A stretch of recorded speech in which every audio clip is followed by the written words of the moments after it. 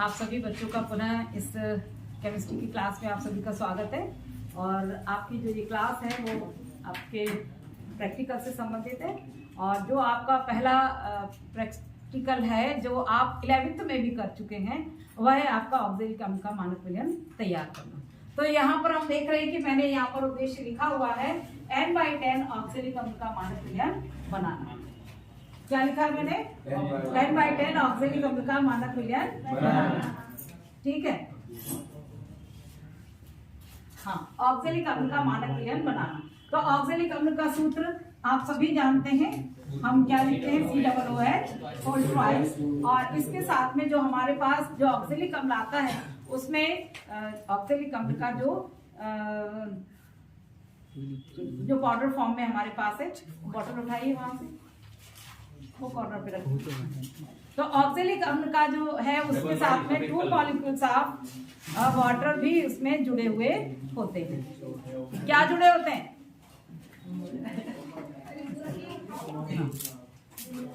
हाँ, देखिए ये सब लिखा हुआ है। ऑक्सिलिक एसिड डाइहाइड्रेट प्यूरिफाइड,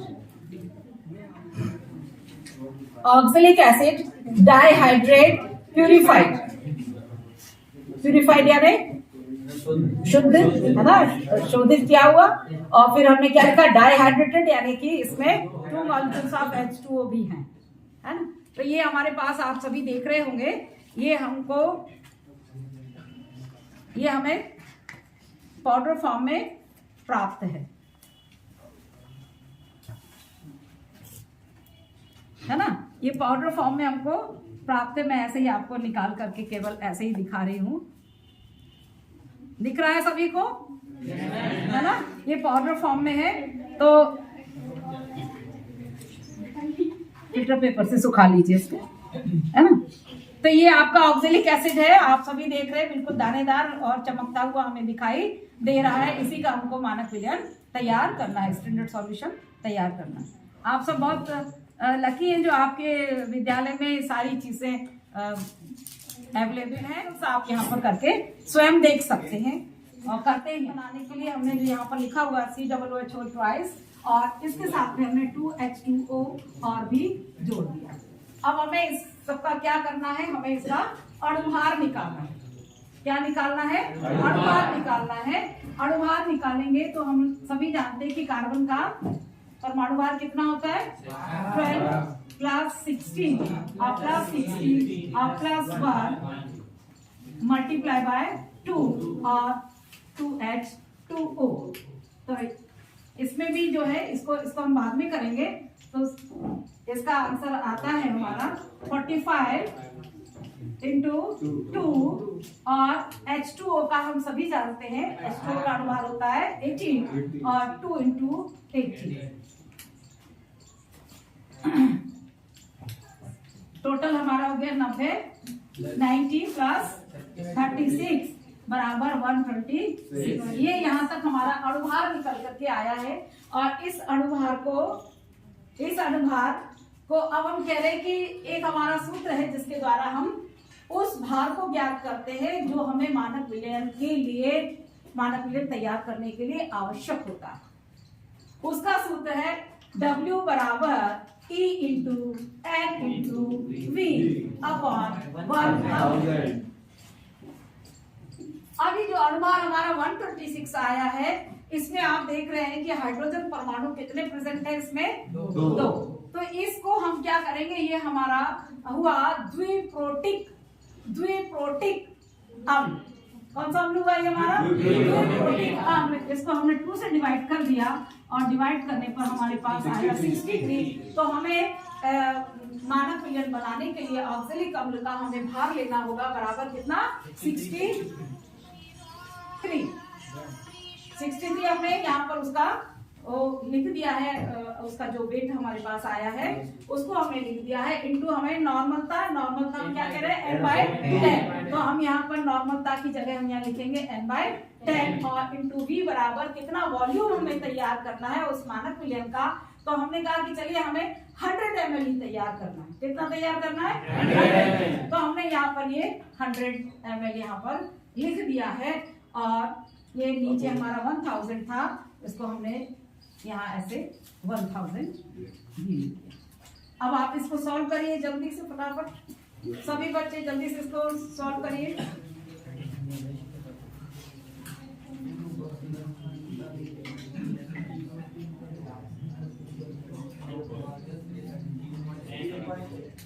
कितना आया, कितना आया बताइए। हमने क्या किया, 63/100, 63 में हमने 100 से इसका डिवीजन कर दिया, डिवाइड कर दिया हमने, दशमलव डेसिमल 600.03.63 कितना आया 0.63।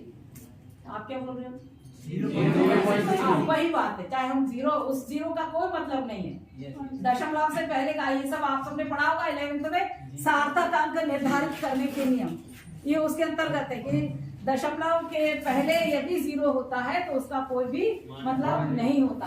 यानी कि कितना हुआ 0.63। इतना हमें क्या वे करना है, ऑक्सिलिक अम्ल, ऑक्सिलिक अम्ल का जो पाउडर फॉर्म में हमारे पास है, हमें उसको लेना है। किसके लिए, n/10 वाला ऑक्सिलिक अम्ल का मानक मिश्रण कितना तैयार करने के लिए 100 है, कितना 100 है। तो V बराबर हमारा हो गया 100 ml, n बराबर हो गया n/10 और E बराबर हमारा हो गया 63 था। ठीक है, चाहे तो आप इसको अलग भी ऐसे भी लिख सकते हैं, E बराबर 63 और n बराबर n/10 और V बराबर 100 ml, या यहाँ पर कुछ भी हो सकता है, यहाँ 250 भी हो सकता है, आपका 500 ml भी हो सकता है। ठीक है, तो इतना सबको समझ में आया कि हम कैलकुलेशन करके हमें कितना वे करना होगा, हमें ऑक्सिलिक अम्ल जो है वो भार के रूप में हमें कितना लेना होगा। ये हम सभी जानते हैं कि जो है अणुभार हमने निकाला, और अणुभार के साथ साथ हमने अणुभार निकालने के बाद हमने ये वाला सूत्र लगाया E/N/V, जितना हमें तोलना चाहिए, जितना हमें वे करना चाहिए अपॉन 1000 उतना, तो हमारा आंसर आया बराबर कितना 0.63। W बराबर कितना आया 0.63। अब जो है, अब हम आगे का प्रोसीजर अपने वेइंग मशीन से करेंगे। वेइंग मशीन हमने हमारे पास इलेक्ट्रॉनिक बैलेंस है। पहले आप सभी जानते हैं कि पहले केमिकल बैलेंस चलता था और उसको हैंडल करने में सभी को कठिनाई आती थी, और हम लोगों ने जब पढ़ाई की है तब हमने हमेशा ही जो केमिकल बैलेंस का उपयोग किया है, परंतु अभी 2018 के बाद हमारे सर जो है वो इलेक्ट्रॉनिक बैलेंस हम लोगों को उपलब्ध करा रहे हैं। तो चलिए हम अब ऑक्सिलिक अम्ल का भार हम निकालते हैं। जो हमने W निकाला था उतना ही हम उसको वे करेंगे। सबसे पहले हम देखिए, हम यहाँ पर कोई वो ना ले करके, हम यहाँ पर एक फिल्टर पेपर ही मैंने ले लिया है, चाहे तो उसको थोड़ा आगे कर सकते हैं, ऐसा फिनिशिंग कर लो, ऑन कर दीजिए इसको। तो देखिए, मैंने ये एक छोटा सा फिल्टर पेपर ही ले लिया है, देख रहे हैं आप, फिल्टर पेपर पे। वैसे तो उसको कहना चाहिए कि किसी डिश में रख करके उसको बेक किया जाना चाहिए, पर मैंने इसको ये फिल्टर पेपर रख दिया है और मैंने इसको ऑन कर दिया है, वहां से ऑन कर दिया।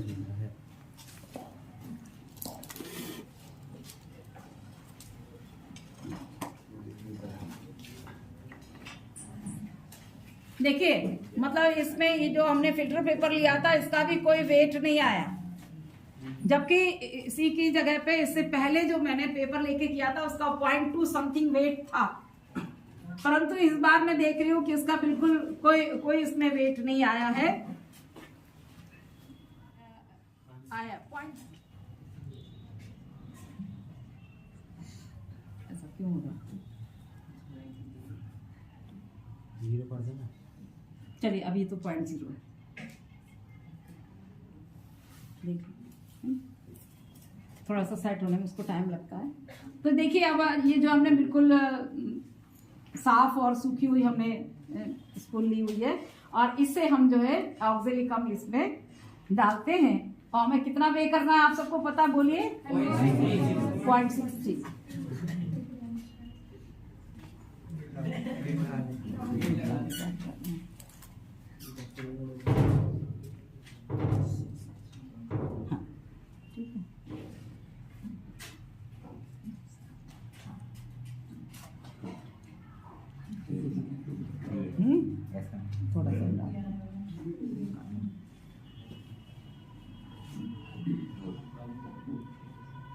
उसको बैलेंस होने दो। हाँ, तो देखिए जो मैंने इसमें डाला था वो मेरा आया है 0.65। तो मैं क्या करूंगी, इसमें से थोड़ा सा निकालूंगी, है ना। तो मैं इसमें से थोड़ा सा ऐसे पेपर से ही मैं निकालने का प्रयास करती हूँ कि स्पून का कोई खास असर ना पड़े उस पर।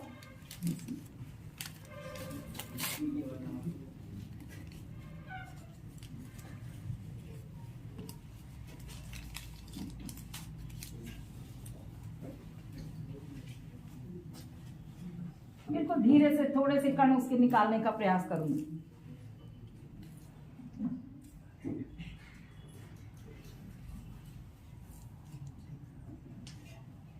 ठीक है, 0.6 पे आ गया।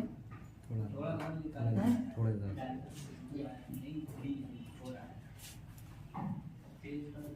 हाँ हो गया। देखिए बिल्कुल परफेक्ट 0.63।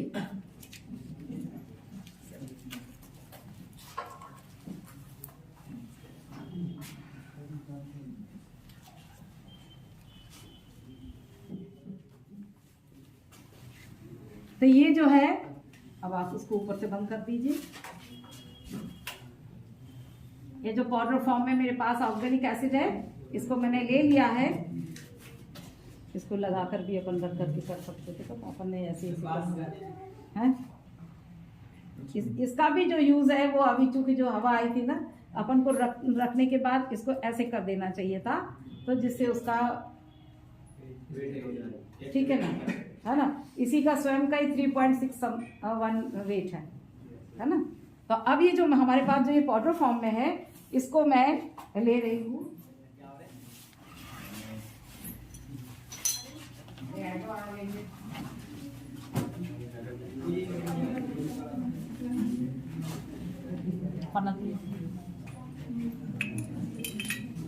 ये देखिए हमने इसको जो है फनल में रख करके हम इसको इस तरीके से हमने इसको डाल दिया है।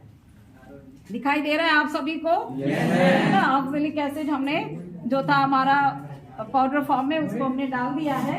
अब इसके साथ ही हम जो है यहाँ पर ये मेरे पास डिस्टिल वाटर है, इस डिस्टिल वाटर को मुझे इसमें डालना होगा। कितना डालना होगा? 100 ml। Very good. हमें कितना डालना होगा? 100। तो 100 ml के लिए जो हम इसका मेजरिंग फ्लास्क आपका लेंगे, और मेजरिंग फ्लास्क आप सब देख रहे होंगे कि इसमें ये देखिए जरा कितने का है। 150 का है। एक 100 का भी रखा कहीं पतला सा है। हाँ साफ है। एक बार और वॉश कर लेते हैं।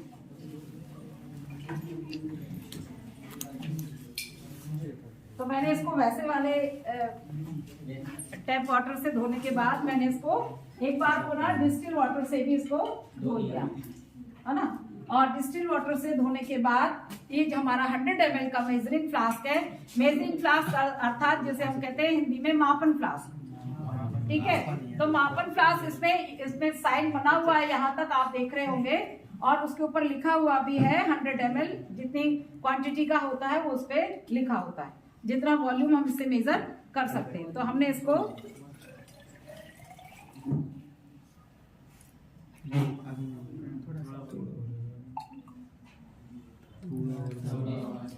देखिए, हमेशा एक बात ध्यान रखिए, जब हम किसी भी चीज का हम रीडिंग लेते हैं तो हमेशा जो द्रव फॉर्म में, जो लिक्विड फॉर्म में जो चीज होती है, उसका हमेशा नीचे वाला हिस्सा जिस साइड, जिस चिन्ह को छूता है उसी की रीडिंग ली जानी चाहिए। देख रहे हैं आप? परफेक्ट है ये, है ना। तो अब हम क्या करेंगे, हमने इतना ये 100 ml इसमें डिस्टिल्ड वाटर ले लिया है। अब हम इस 100 ml डिस्टिल्ड वाटर को इस राउंड बॉटम फ्लास्क में हम इसमें डाल देंगे, और हम ऐसे डालेंगे कि यदि कहीं फनल में थोड़ा भी हमारा ऑक्सैलिक एसिड यदि जरा भी एक आध कण भी उसका हो तो वो उसमें अच्छी तरीके से पहुंच जाए, और वो सही तरीके से हमारा N/10 का हमको प्राप्त हो। क्या मानक मिले। ठीक है, ये तो आप सभी जानते हैं ये फनल है। और ये जो हमने फ्लास्क लिया हुआ है राउंड बॉटम फ्लास्क है, ये हमारा मेजरिंग फ्लास्क है। ये हमारा बीकर था, क्योंकि इसमें बीक है इसलिए हम इसको कहते हैं बीकर।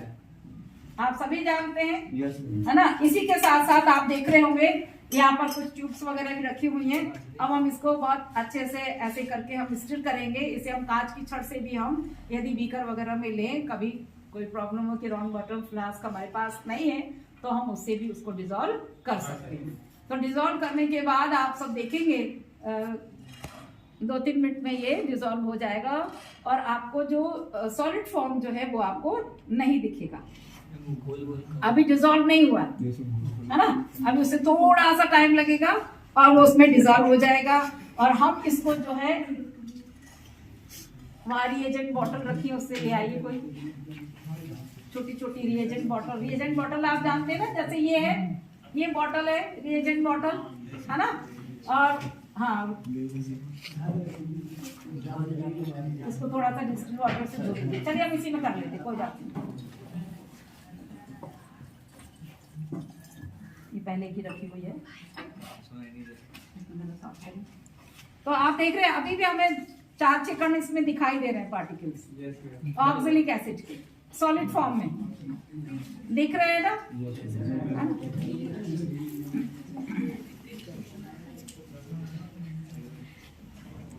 जब ये पूरी तरीके से डिसॉल्व हो जाएगा तब हम इसको अपनी रिएजेंट बॉटल में हम उसको वापस कर लेंगे है ना।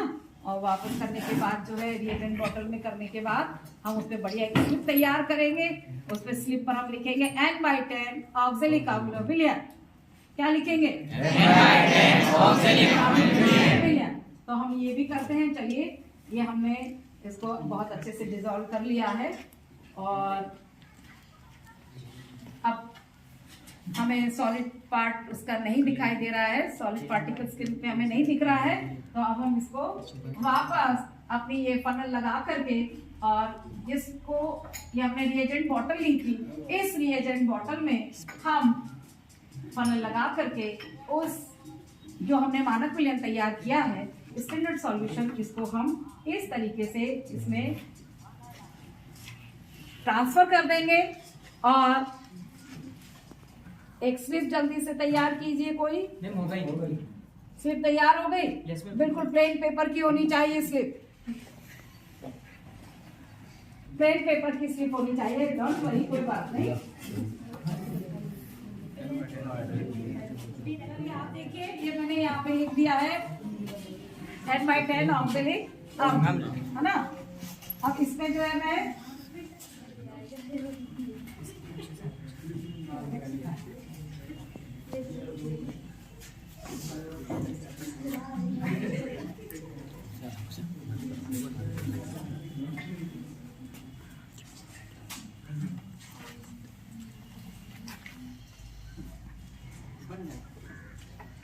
ये आपका तैयार हो गया N/10 ऑक्सैलिक अम्ल विलयन।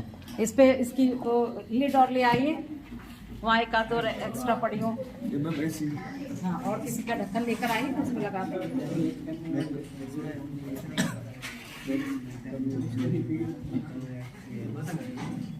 लगेगा ज्यादा बड़ा तो नहीं। हाँ, ढक्कन लिया। हाँ, लिया। ये बड़ा है क्या? बड़ा